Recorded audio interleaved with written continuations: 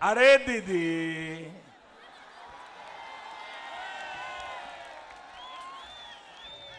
बंगाल के लोगों ने आपको 10 साल सेवा का अवसर दिया था,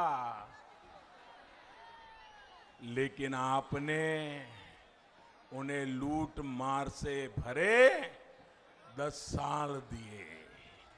आपने उन्हें 10 साल का भ्रष्टाचार दिया।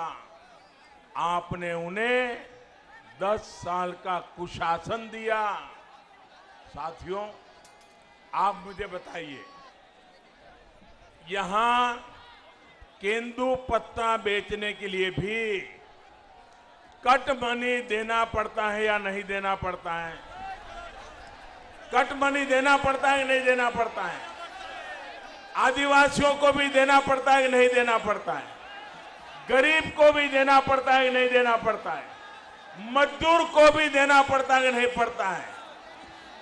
बंगाल में ये कट मनी का सिस्टम बंद होना चाहिए कि नहीं होना चाहिए? ये बर्बादी जानी चाहिए कि नहीं जानी चाहिए?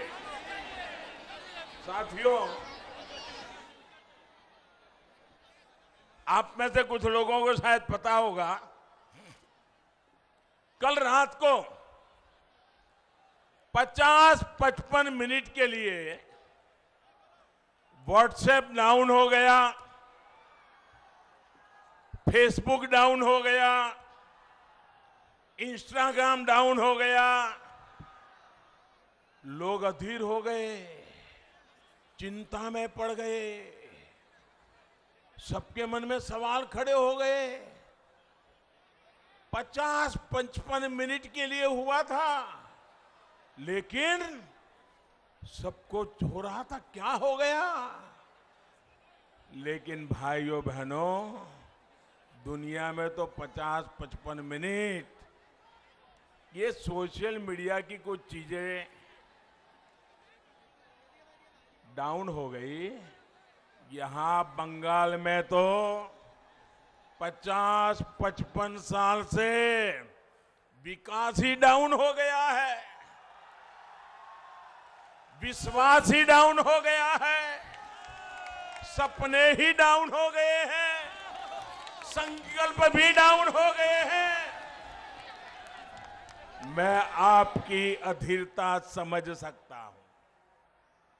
भाइयों और बहनों, पहले कांग्रेस, फिर लेफ्ट और अब टीएमसी ने बंगाल के विकास को अवरुद्ध करके रखा है। दीदी का भी ट्रैक रिकॉर्ड दलित, आदिवासी, पिछड़ों का हक छीनना, दलितों का हक छीन लेना, आदिवासियों का हक छीन लेना, पिछड़ों का हक छीन लेना, गरीबों का हक छीन लेना और वोट बैंक की राजनीति के लिए तुष्टीकरण करते रहना, यही इनका खेल चला है। दीदी ने बंगाल के युवाओं के, यहां की युवा पीढ़ी के बहुत कीमती 10 साल छीन लिए हैं। दीदीर पार्टी होच्छे निर्ममतार पाठशाला। दीदीर पाठशालाते सिलेबस होच्छे तोलाबाजी।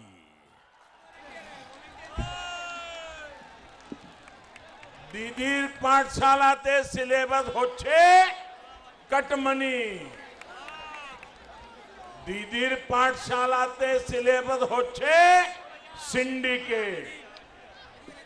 दीदीर पाठशालात उत्पीड़ने ट्रेनिंग देवा होय, आराजो को तो ट्रेनिंग देवा होय।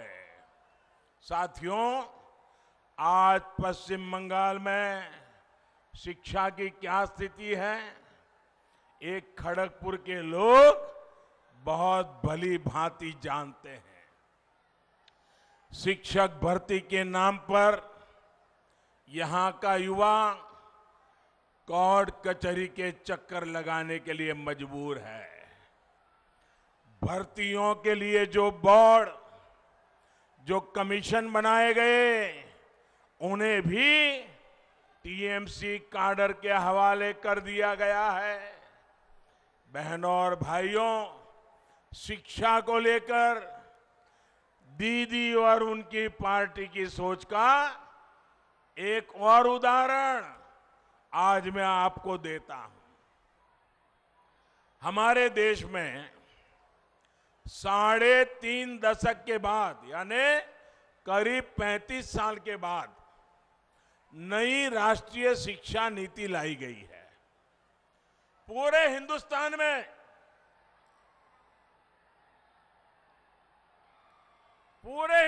में ये नई शिक्षा, राष्ट्रीय शिक्षा नीति की तारीफ हो रही है और इसका मकसद है 21वीं सदी की जरूरतों के अनुसार शिक्षा में बदलाव हो।